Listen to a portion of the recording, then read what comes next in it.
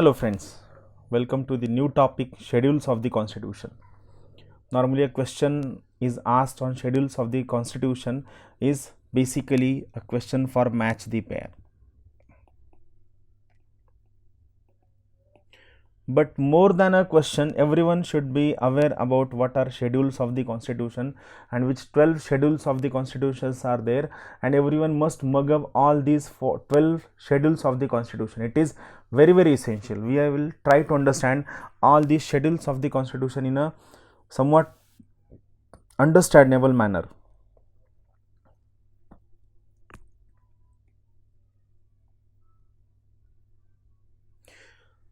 The schedules of the constitution are attached at the end of the constitution. Like every book has certain important tables and charts at the end of the constitution, same we have these schedules attached at the end of the constitution.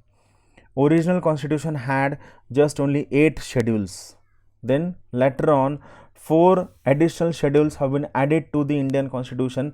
Presently Indian constitution has total 12 schedules. Remember this thing.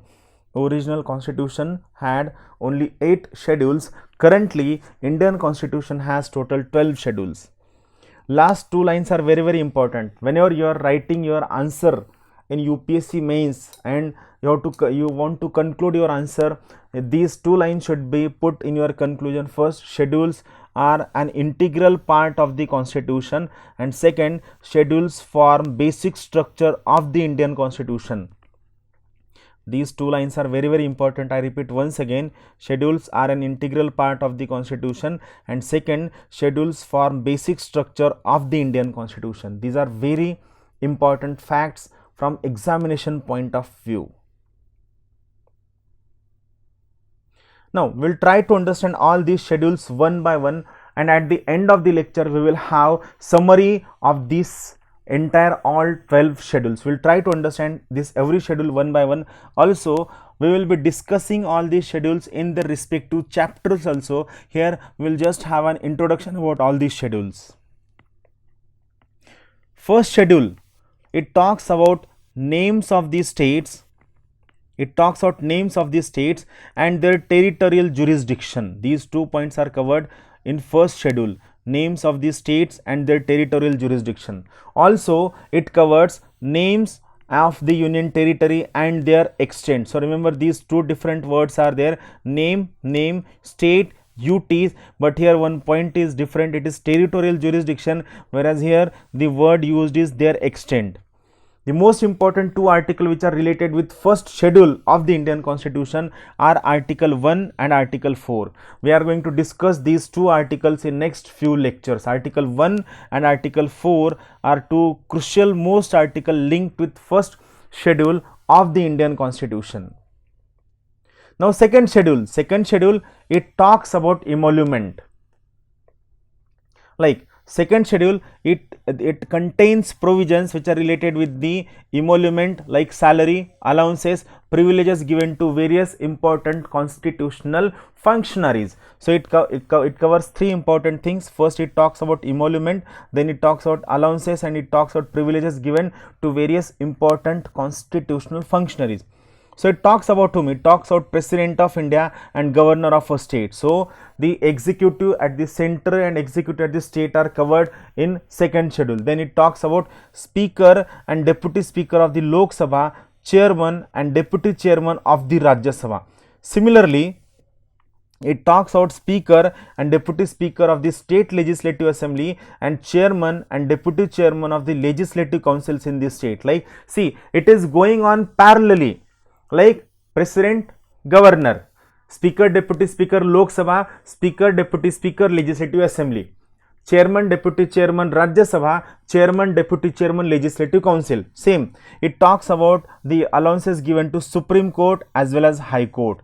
So here we are getting 8 points which are very easy to remember. Like the things which are there in center and its parallel things in state are covered under article are covered under schedule 2 of the Indian constitution.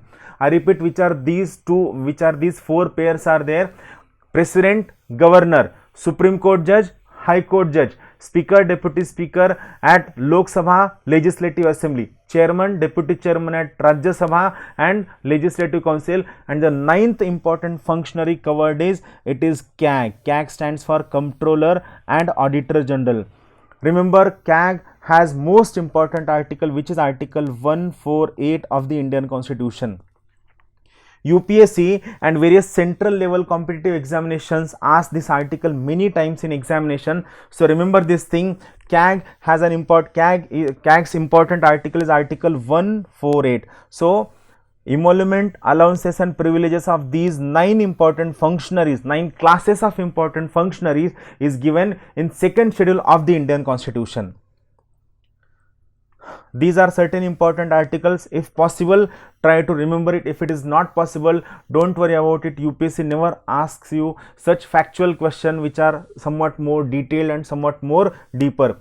The articles related to second schedule are Article 59, Article 65, 75, 97, 125, Article 148, Article 158, Article 164, Article 186 and Article 221. So remember, these are the important articles related with second schedule of the Indian Constitution.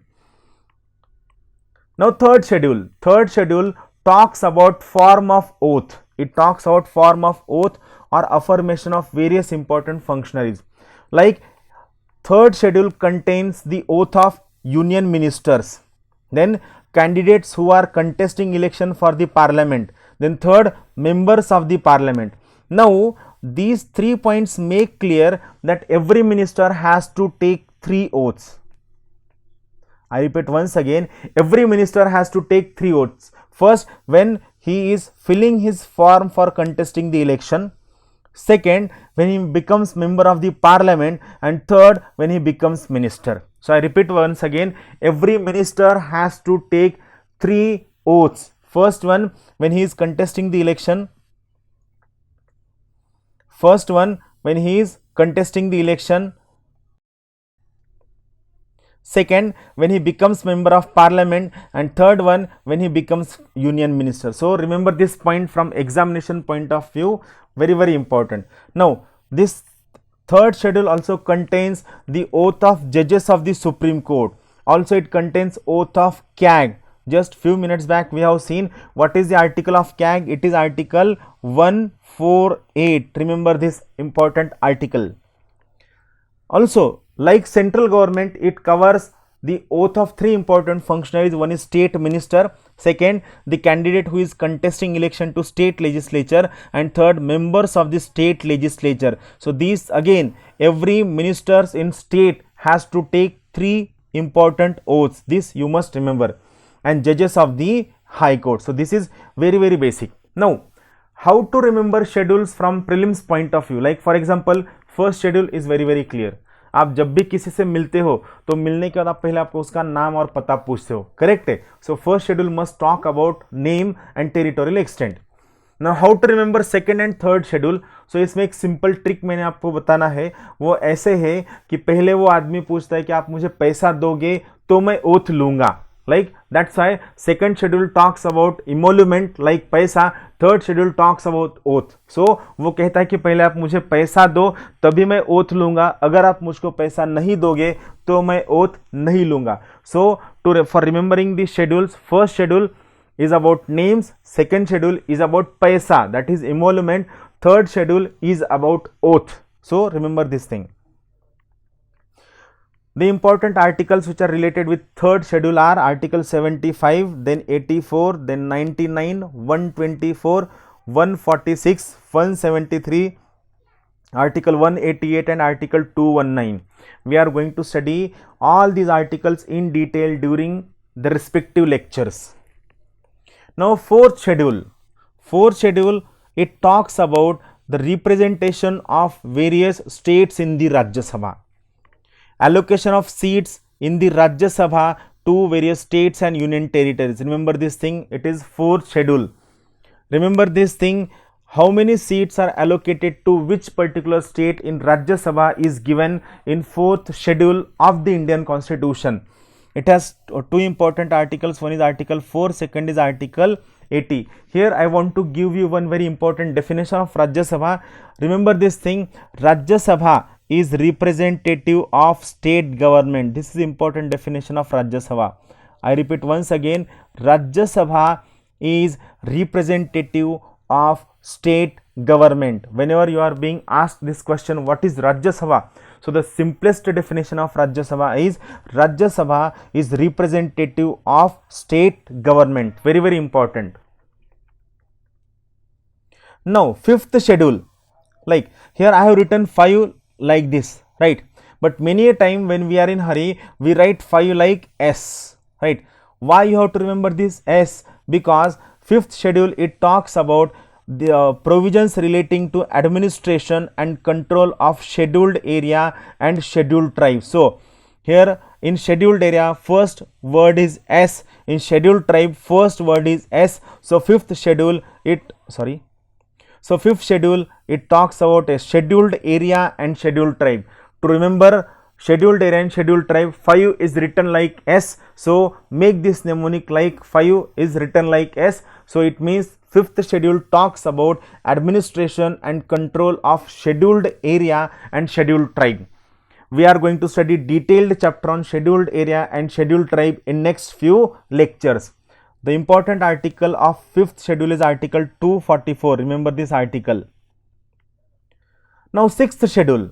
Sixth schedule talks about provisions relating to administration of tribal areas. That's why I told you scheduled area and tribal area are specific areas where aboriginals or tribe population is more predominant, which needs a separate level of administration, and our constitution has given a separate treatment to all these sections of India. That's why fifth schedule, 5 is like S. So fifth schedule talks about scheduled area and scheduled tribe, whereas sixth schedule, it talks about tribal area, but tribal area specifically in 4 states only. One is Assam, second is Meghalaya, third is Tripura, and fourth one is Mizoram. Here you have to remember one important mnemonic, which is ATM square. I repeat once again, it is ATM square.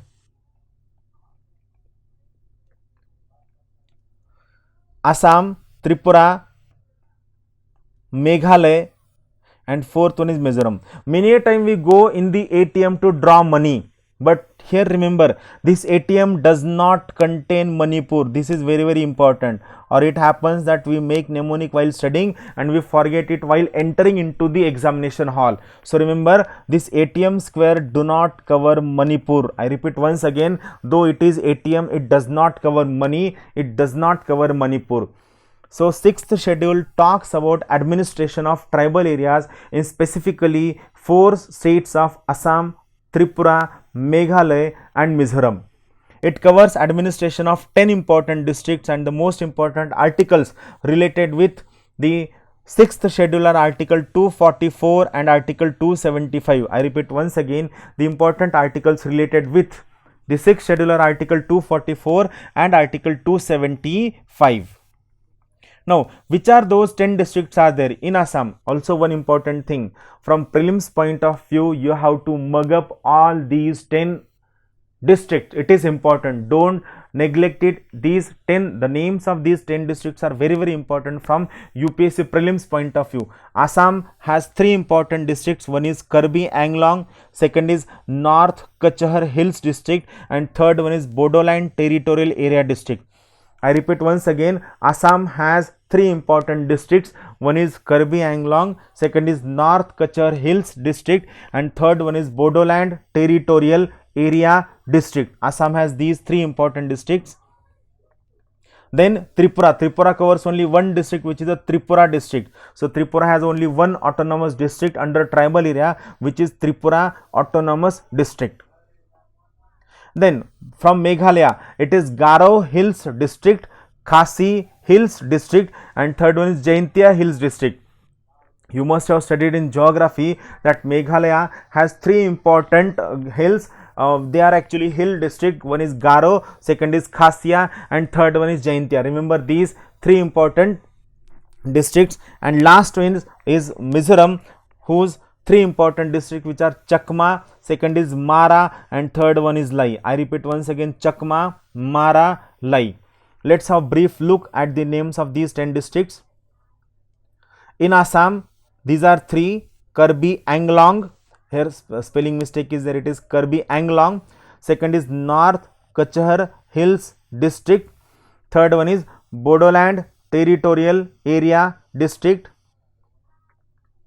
Then from Tripura, it is Tripura districts. Then from Meghalaya, it is Garo, Khasi, Jaintia. And then from Mizoram, it is Chakma, Mara, Lai. So keep watching the lecture and keep sharing the lectures with all your friends. Thank you very much. Thank you. Have a good day.